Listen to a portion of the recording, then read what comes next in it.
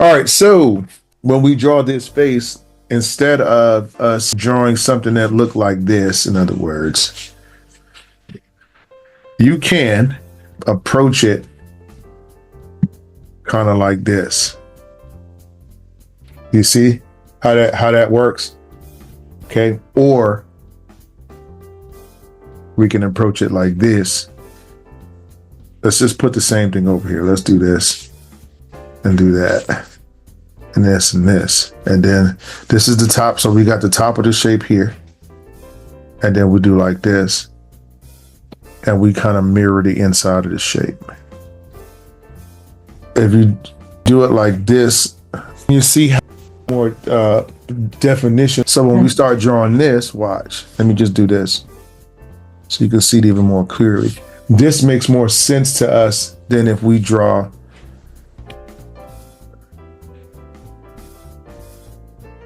okay.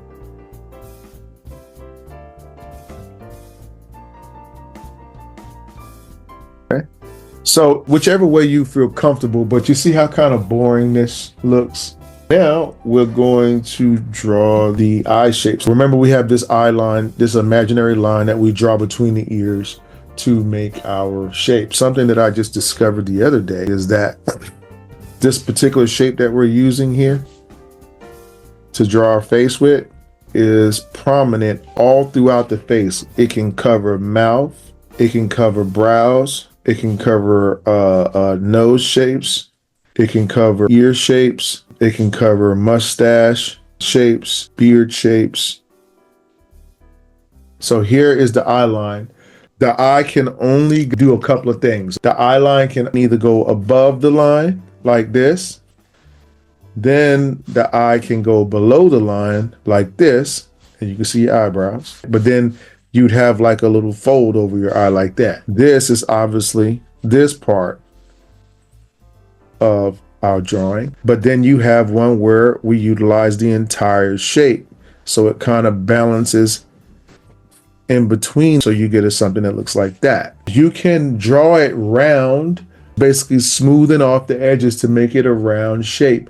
But never stop thinking about this shape because it's going to give your mind context in which to draw it. So when we go here, if we look at his shapes, I want you to pay special attention to this. Always draw your eye from the bottom and then put the top on the eye. The eye naturally closes from the top to the bottom. In other words, this is a stationary line that never moves. This line here will move, but this one will not. So when you're doing relationships between your eye and your nose, the relationship is from this line to this point. So when we draw this guy's eyes, you see the space between the top and this, in between this line and this line here, the dead space. We want to kind of look at that when we are placing the eyes to tell us which one of these we want to do. Is there a lot of space between here and here? If there is, then what we want to do is we want to go to the top with this one. You'll be able to tell because the eye is going to feel a certain way. This is going to give you more of a squinty, happy look. This is going to give you more of a sad or sexual or sexy look. And this one is going to give over a startle or a camera stare kind of a look. So this one right here definitely looks a little bit more squinty and up top. So we want to draw the shape like this. We already have the bottom of the eye insinuated by that line. Once we draw the eye, we're going to go into the eye and use this shape again. Watch how we're going to use it. We're going to use the bottom part of it, this part, to draw this shape. Can you see it? The relationship? When you draw your eyeball again, guess what? Look at your pupil. You see? So that's how we're going to attack the eye from now on. These are the brows. When you get to your eyebrow, I'm looking for this shape first, and then whatever's left, you can add that piece on like that. But you don't really even need that end piece. You could literally get away with drawing the eye with simply the one shape. like this. Now, when we get to our nose shape, the shape is still an extension of this shape.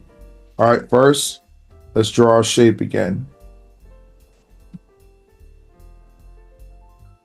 We're going to draw the shape two ways.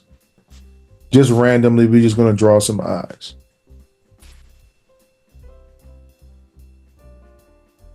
Now, let's look at this nose right here. If we want to draw a nose that's upturned, all we have to do, remember, this is the baseline of the eye. That's that line going through. Take the top of this shape and do like this. Underneath it, you just add your nose shape like that. Remember, this is just a template, an idea for your brain to go in. I can control the size of this. So I can draw this like this. I can draw it like this. I can draw it like this. It's all the same shape being recycled. If we go to the bottom half of the shape here, now we're talking about doing something like this.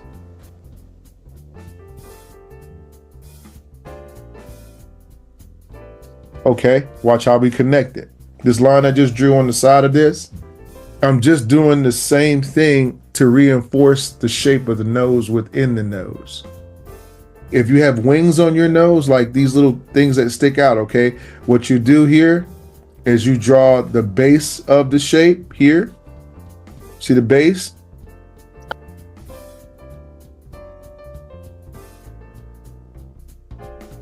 Okay. You see what I did?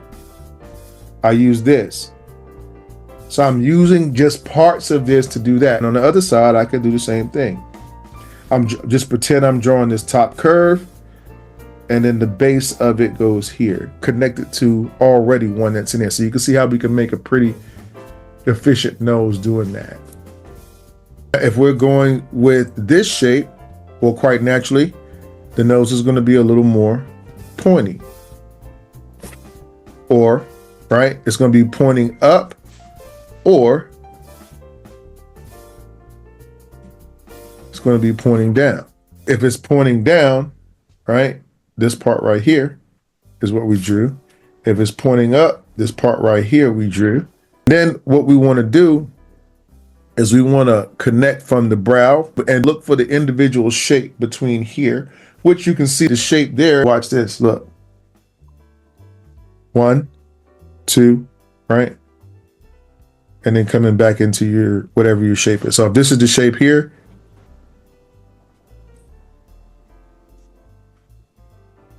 it's really all just the same thing over and over again. It's really not that complicated. If you want to make the shape round, you just round it instead of drawing it points in it. That's really kind of up to you. All right. So we've discovered today how the eyes, how the brows, and how the nose can all be covered by one individual shape. My advice to you is to play with this shape a lot. Just sit around and draw it doing different things like this. You see how I took this shape here and I'm just playing with it. That's what we're going to cover with this part. We're going to talk about creating imbalances in the head shape, because this is what makes most interesting character. Creating imbalance in the head is very simple when you understand this shape. All you're doing is just saying 1, 2, 3, right? Okay. And then up here would be 1, 2, 3, same shape, right? And then all I'm doing is taking this shape right here. I'm just doing like this with it. I'm curving it in instead of going straight. So this is shape 1, shape 2. There is an imbalance between this shape and this shape. We can push the envelope on that imbalance, watch. But remember, when you take from 1, you have to add to 2. The more you take from 1, the more you have to add to 2. Okay. Look at now how I've created an imbalance. So now I can exaggerate that relationship and move everything down here if I want. And I could give this guy a huge nose way down here. I know that my eyebrows and everything are up here. I just basically extended this shape down.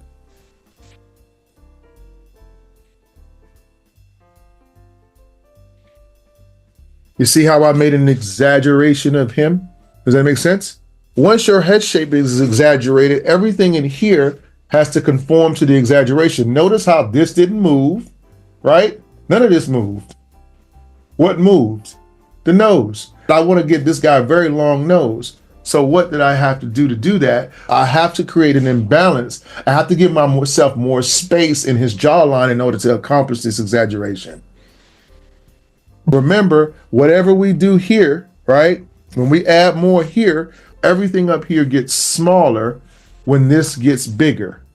When you draw this shape, don't go back and try to draw this in real time. Draw it like this. We're going to just basically take the top of our hexagon. This is it right here. We're going to superimpose it over here. Watch. You see how the hat everything got smaller up here so that everything gets larger down here. Again, when we start the drawing, mental process. 1. That's where we start. Okay. We're going to create a little bit of imbalance between the top and bottom, but we're not going to make it so big. And since this is the line, this might be 1, 2, 3, right? And then we want to really look deep, look into that hair, and you can see where his hairline is right about here. Now we're doing this. 1, 2, 3. Okay. Once we have that on our paper, right? Here we go. 1, 2, 3. 1, 2, 3. Small imbalance between 1 and 2. I could have went down here a little bit more. From there, look, all we have to do, we add our neck shape. Now, look what this shape tells us. Look at this shape of the hair that we made in here. So this is about where the eye would be at. That's all you need to know. We already know the rules of the eye, top and bottom or middle, right? And we can see here that this guy, he has a heavy eyelid. So what we could do here, we could either we could have a couple of options, okay? And I'm just gonna put our options here. All right, we can go with an above shape, right? And then we can see that this eyebrow in relationship to that bottom line is kind of like this. So we could do this shape here. Okay, see, we just drew that and then we did like this. Okay. That would be one way. The other way would be to do it like this.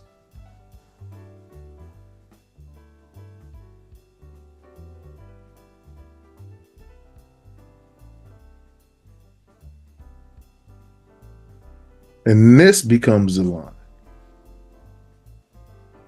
Either one of these could be his eyes, even though this one I think is more spot on. We're going to turn the hexagon with the pointy side down. You see?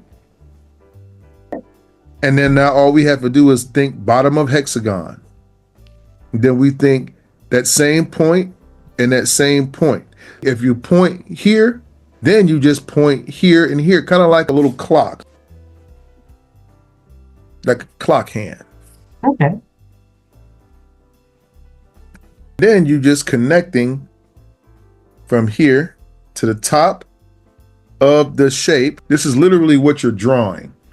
When you turn the shape this way, then you work off of that shape.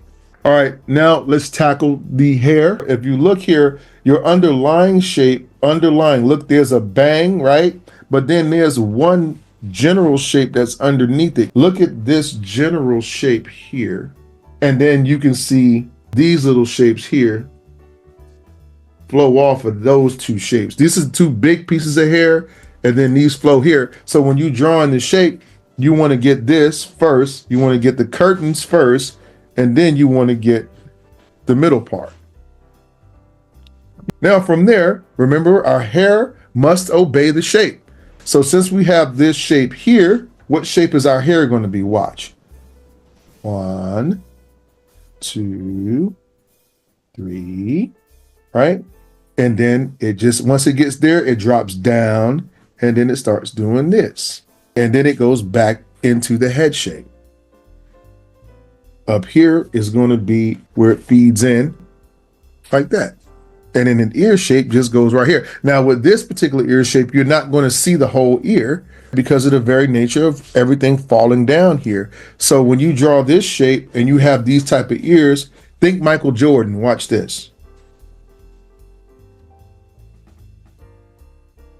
You don't see the whole ear here. So Michael Jordan, he kind of has those kind of ears where he has these little parts that just go down like that. And then this is just really rounded off.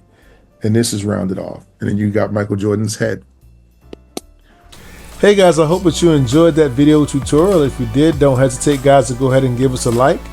Also guys, don't forget to hit the subscribe button below and the notifications button. This way, when we put up new material, you'll be the first to know. If you have any questions about our markers or pens or paper, and you'd like to know where I get some of the materials that I use here on my art stream, there's a link in the description below, so you can go ahead and check that out as well. And also guys, we'd like to welcome your questions and comments so that we can get some new ideas. You know, it's always good to have new, fresh ideas for our next and upcoming videos. Oh, and don't forget to check out these 2 super cool videos right here. So guys, thanks again for your love and support of our channel. You guys be safe out there. And as always guys, I wish you happy cartooning.